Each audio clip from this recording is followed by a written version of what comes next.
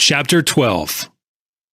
Not long after I closed my July cotton deal more successfully than I had expected, I received by mail a request for an interview. The letter was signed by Percy Thomas. Of course, I immediately answered that I'd be glad to see him at my office at any time he cared to call. The next day, he came. I had long admired him. His name was a household word wherever men took an interest in growing or buying or selling cotton. In Europe, as well as all over this country, people quoted Percy Thomas's opinions to me. I remember once at a Swiss resort talking to a Cairo banker who was interested in cotton growing in Egypt in association with the late Sir Ernest Cassel. When he heard I was from New York, he immediately asked me about Percy Thomas, whose market reports he received and read with unfailing regularity. Thomas, I always thought, went about his business scientifically. He was a true speculator, a thinker with the vision of a dreamer and the courage of a fighting man, an unusually well-informed man, who knew both the theory and the practice of trading in cotton. He loved to hear and to express ideas and theories and abstractions, and at the same time there was mighty little about the practical side of the cotton market, or the psychology of cotton traders that he did not know, for he had been trading for years and had made and lost vast sums. After the failure of his old stock exchange firm of Shelton and Thomas, he went it alone. Inside of 2 years, he came back, almost spectacularly. I remember reading in The Sun that the first thing he did when he got on his feet financially was to pay off his old creditors in full, and the next was to hire an expert to study and determine for him how he had best invest $1 million. This expert examined the properties and analyzed the reports of several companies, and then recommended the purchase of Delaware and Hudson stock. Well, after having failed for millions and having come back with more millions, Thomas was cleaned out as the result of his deal in March cotton. There wasn't much time wasted after he came to see me. He proposed that we form a working alliance. Whatever information he got, he would immediately turn over to me before passing it on to the public. My part would be to do the actual trading, for which he said I had a special genius, and he hadn't. That did not appeal to me for a number of reasons. I told him frankly that I did not think I could run in double harness, and wasn't keen about trying to learn. But he insisted that it would be an ideal combination until I said flatly that I did not want to have anything to do with influencing other people to trade. If I fool myself, I told him, I alone suffer and I pay the bill at once. There are no drawn-out payments or unexpected annoyances. I play a lone hand by choice and also because it is the wisest and cheapest way to trade. I get my pleasure out of matching my brains against the brains of other traders, men whom I have never seen and never talked to and never advised to buy or sell and never expect to meet or know. When I make money, I make it backing my own opinions. I don't sell them or capitalize them. If I made money in any other way, I would imagine I had not earned it. Your proposition does not interest me because I am interested in the game only as I play it for myself and in my own way. He said he was sorry I felt the way I did and tried to convince me that I was wrong in rejecting his plan. But I stuck to my views. The rest was a pleasant talk. I told him I knew he would come back and that I would consider it a privilege if he would allow me to be of financial assistance to him. But he said he could not accept any loans from me. Then he asked me about my July deal, and I told him all about it. How I had gone into it, and how much cotton I bought, and the price, and other details. We chatted a little more, and then he went away. When I said to you some time ago that a speculator has a host of enemies, many of whom successfully bore from within, I had in mind my many mistakes. I have learned that a man may possess an original mind and a lifelong habit of independent thinking, and withal be vulnerable to attacks by the persuasive personality. I am fairly immune from the commoner speculative ailments, such as greed and fear and hope. But being an ordinary man, I find I can err with great ease. I ought to have been on my guard at this particular time, because not long before that, I had had an experience that proved how easily a man may be talked into doing something against his judgment, and even against his wishes. It happened in Harding's office. I had a sort of private office, a room that they let me occupy by myself, and nobody was supposed to get to me during market hours without my consent. I didn't wish to be bothered, and I was trading on a very large scale, and my account was fairly profitable. I was well guarded. One day, just after the market closed, I heard somebody say, "Good afternoon, Mr. Livingston." I turned and saw an utter stranger, a chap of about 30 or 35. I could not understand how he got in, but there he was. I concluded his business with me had passed him, but I didn't say anything. I just looked at him, and pretty soon he said, "I came to see you about that Walter Scott," and he was off. He was a book agent. Now, he was not particularly pleasing of manner or skillful of speech. Neither was he especially attractive to look at. But he certainly had personality. He talked, and I thought I listened. But I do not know what he said. I don't think I ever knew, not even at the time. When he finished his monologue, he handed me first his fountain pen, and then a blank form, which I signed. It was a contract to take a set of Scott's works for $500. The moment I signed, I came to, but he had the contract safe in his pocket. I did not want the books. I had no place for them. They weren't of any use whatever to me. I had nobody to give them to. Yet I had agreed to buy them for $500. I am so accustomed to losing money that I never think first of that phase of my mistakes. It is always the play itself, the reason why. In the first place, I wish to know my own limitations and habits of thought. Another reason is that I do not wish to make the same mistake a second time. A man can excuse his mistakes only by capitalizing them to his subsequent profit. Well, having made a $500 mistake, but not yet having localized the trouble, I just looked at the fellow to size him up as a first step. I'll be hanged if he didn't actually smile at me, an understanding little smile. He seemed to read my thoughts. I somehow knew that I did not have to explain anything to him. He knew it without my telling him. So I skipped the explanations and the preliminaries and asked him, "How much commission will you get on that $500 order?" He promptly shook his head and said, "I can't do it, sorry." "How much do you get?" I persisted. "A third, but I can't do it," he said.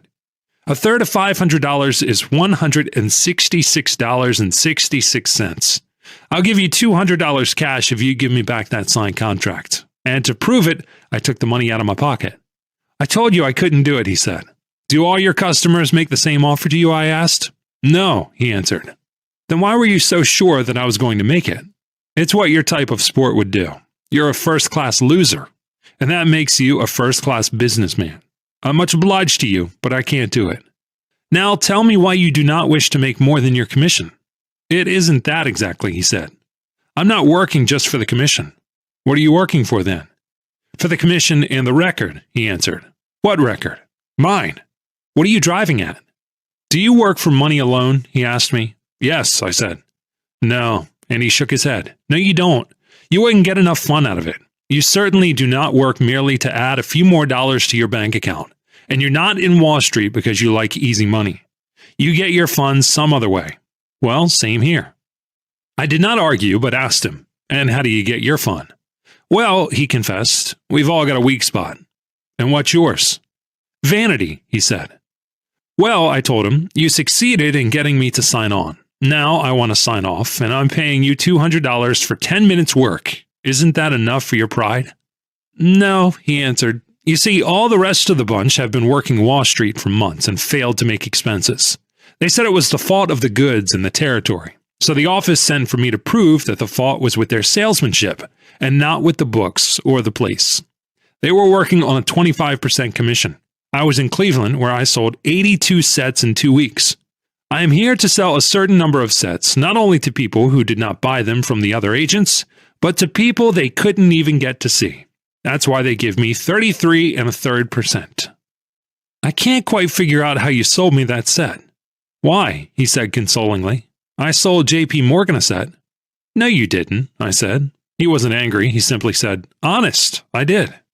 A set of Walter Scott to J.P. Morgan, who not only has some fine editions, but probably the original manuscripts of some of the novels as well? Well, here's his John Hancock, and he promptly flashed on me a contract signed by J.P. Morgan himself.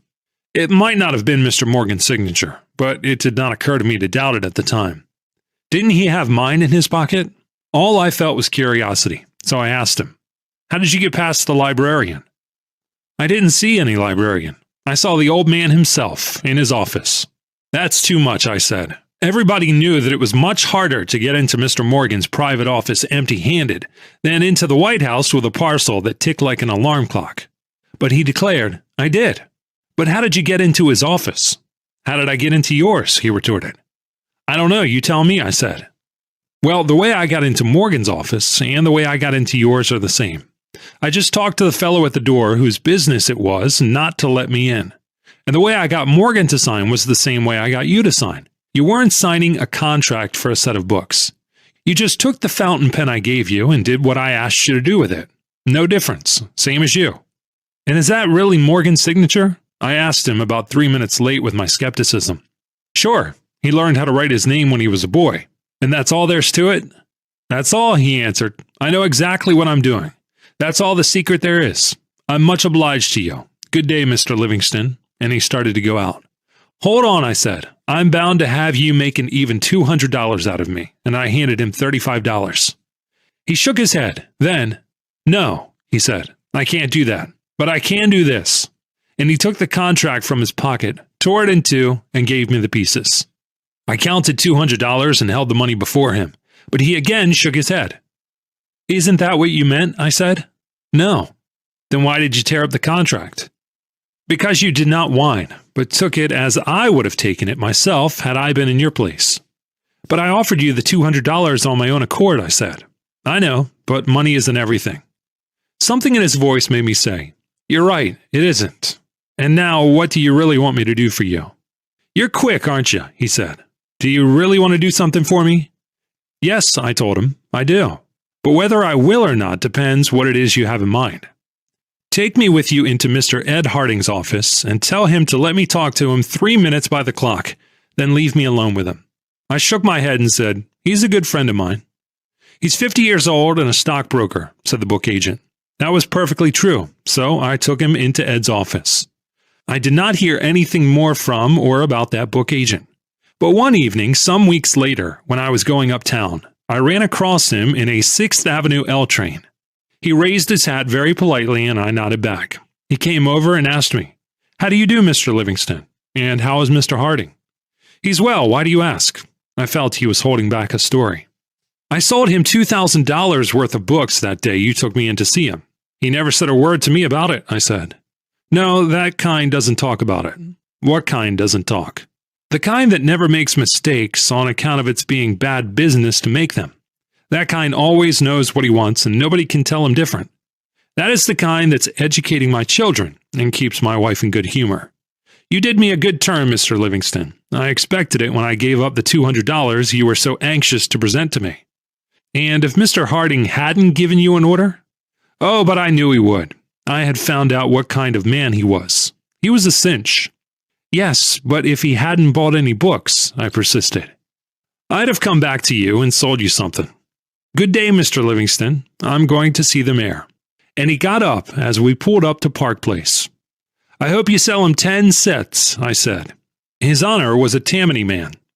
I'm a Republican too, he said, and went out not hastily but leisurely, confident that the train would wait. And it did. I have told you this story in such detail because it concerned a remarkable man who made me buy what I did not wish to buy. He was the first man who did that to me. There never should have been a second, but there was. You can never bank on there being but one remarkable salesman in the world, or a complete immunization from the influence of personality. When Percy Thomas left my office after I had pleasantly but definitely declined to enter into a working alliance with him, I would have sworn that our business paths would never cross.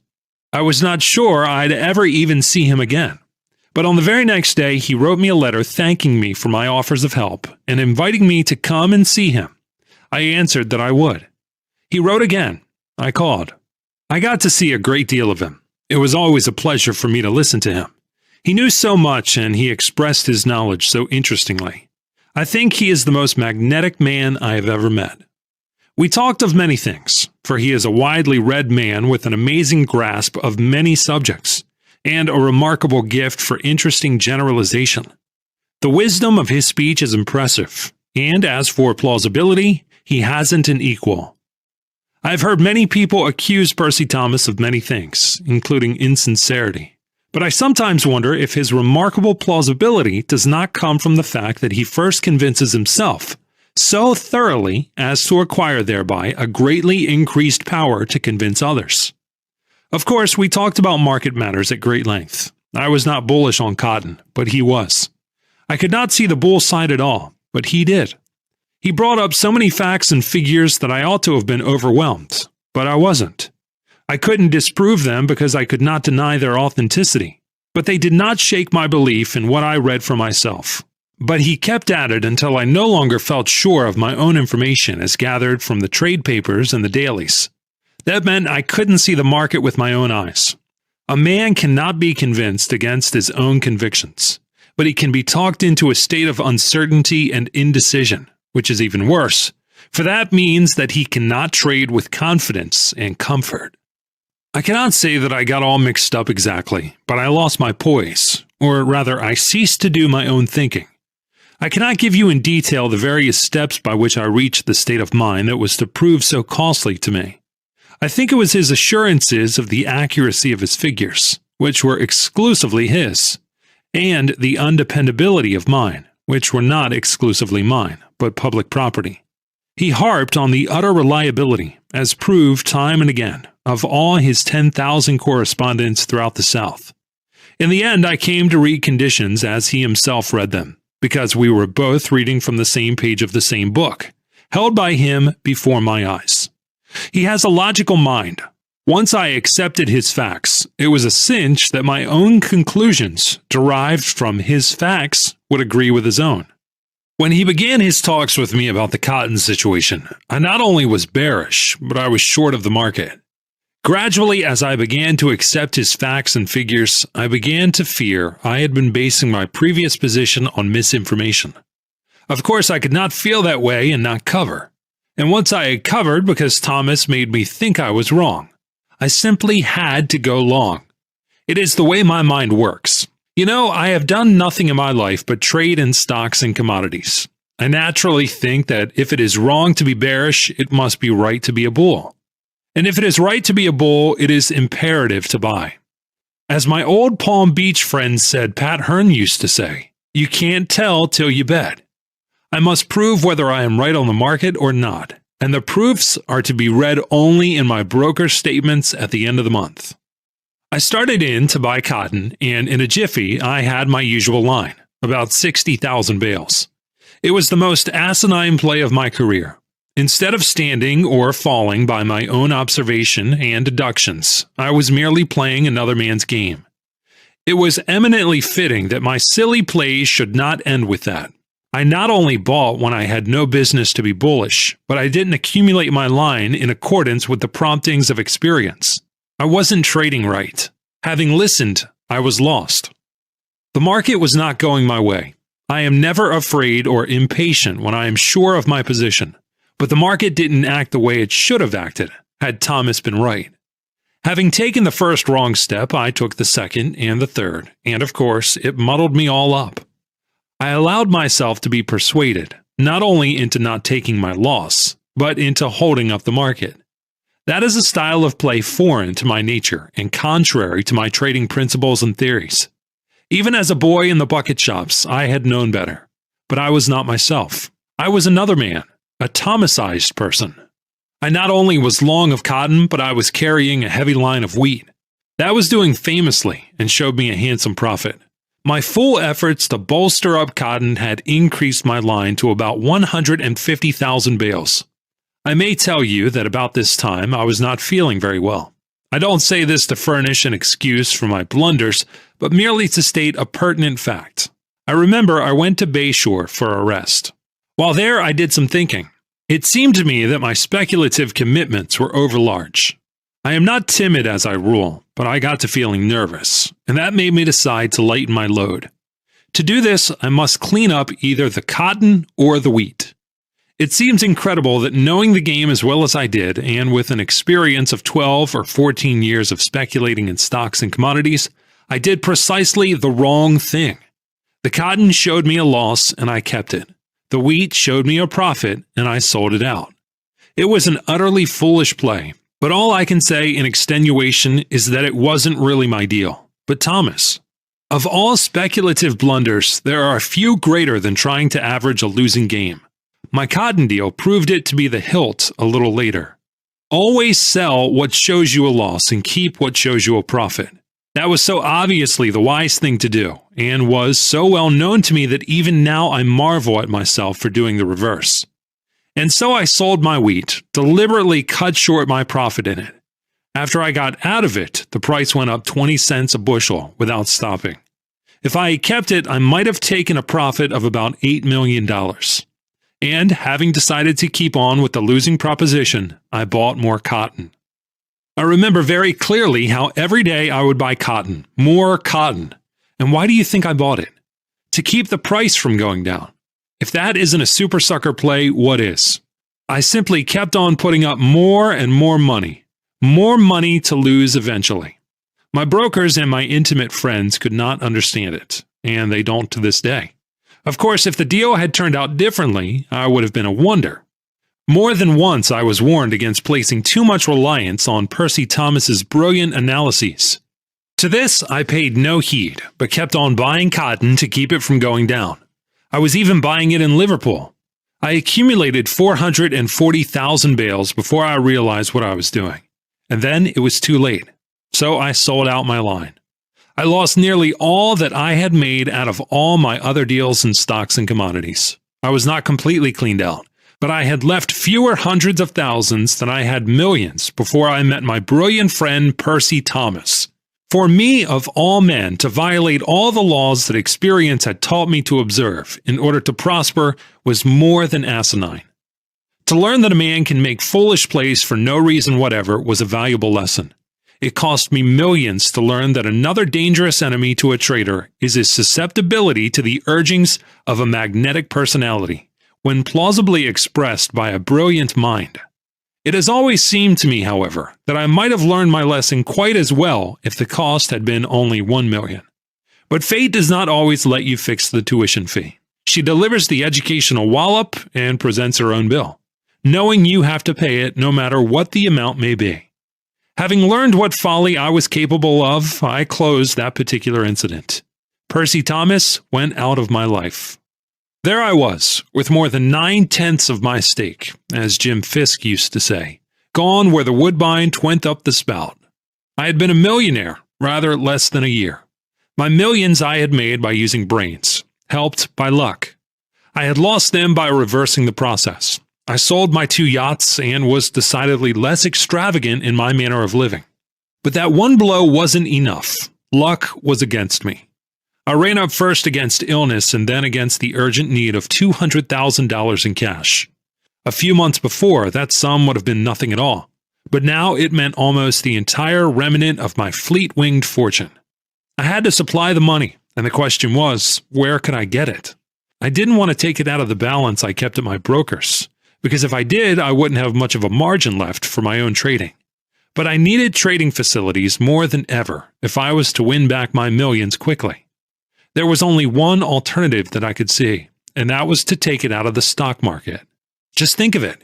If you know much about the average customer of the average commission house, you will agree with me that the hope of making the stock market pay your bill is one of the most prolific sources of loss in Wall Street. You will chip out all you have if you adhere to your determination. Why, in Harding's office one winter, a little bunch of high flyers spent $30,000 or $40,000 for an overcoat, and not one of them lived to wear it. It so happened that a prominent floor trader who since has become world famous as one of the $1-a-year men came down to the exchange wearing a fur overcoat lined with sea otter. In those days before furs went up sky high, that coat was valued at only $10,000. Well, one of the chaps in Harding's office, Bob Keown, decided to get a coat lined with Russian sable. He priced one uptown. The cost was about the same, $10,000. That's the devil of a lot of money, objected one of the fellows. Oh, fair, admitted Bob Keown amiably. About a week's wages unless you guys promise to present it to me as a slight but sincere token of the esteem in which you hold the nicest man in the office. Do I hear the presentation speech? No? Very well, I shall let the stock market buy it for me. Why do you want a sable coat? Asked Ed Harding. It would look particularly well on a man of my inches, replied Bob, drawing himself up. And how did you say you were going to pay for it? Asked Jim Murphy, who was the star tip chaser of the office. By a judicious investment of a temporary character, James. That's how, answered Bob, who knew that Murphy merely wanted a tip. Sure enough, Jimmy asked, what stock are you going to buy? Wrong as usual, friend. This is no time to buy anything. I propose to sell 5,000 steel. It ought to go down 10 points at the least. I'll just take 2.5 points net. That is conservative, isn't it? What do you hear about it? Asked Murphy eagerly. He was a tall, thin man with black hair and a hungry look, due to his never going out to lunch for fear of missing something on the tape. I hear that coat's the most becoming I ever planned to get.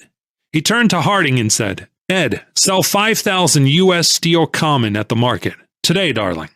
He was a plunger, Bob was, and liked to indulge in humorous talk. It was his way of letting the world know that he had an iron nerve. He sold 5,000 steel, and the stock promptly went up.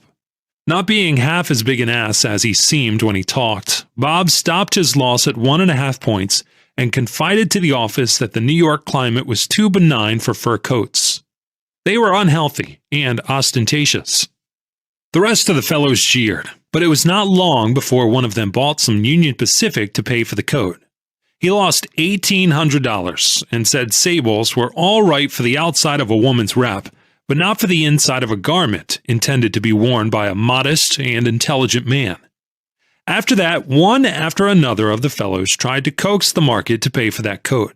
One day I said I would buy it to keep the office from going broke, but they all said that it wasn't a sporting thing to do, that if I wanted the coat for myself, I ought to let the market give it to me.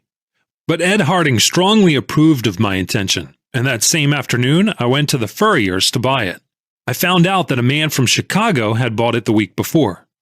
That was only one case. There isn't a man in Wall Street who has not lost money trying to make the market pay for an automobile, or a bracelet, or a motorboat, or a painting. I could buy a huge hospital with the birthday presents that the tight-fisted stock market has refused to pay for. In fact, of all hoodoos in Wall Street, I think the resolve to induce the stock market to act as a fairy godmother is the busiest and most persistent. Like all well-authenticated hoodoos, this has its reason for being. What does a man do when he sets out to make the stock market pay for a sudden need? Why, he merely hopes. He gambles. He therefore runs much greater risks than he would if he were speculating intelligently, in accordance with opinions or beliefs logically arrived at after a dispassionate study of underlying conditions. To begin with, he is after an immediate profit. He cannot afford to wait. The market must be nice to him at once, if at all. He flatters himself that he is not asking more than to place an even money bet. Because he is prepared to run quick, say, stop his loss at 2 points when all he hopes to make is 2 points, he hugs the fallacy that he is merely taking a 50-50 chance.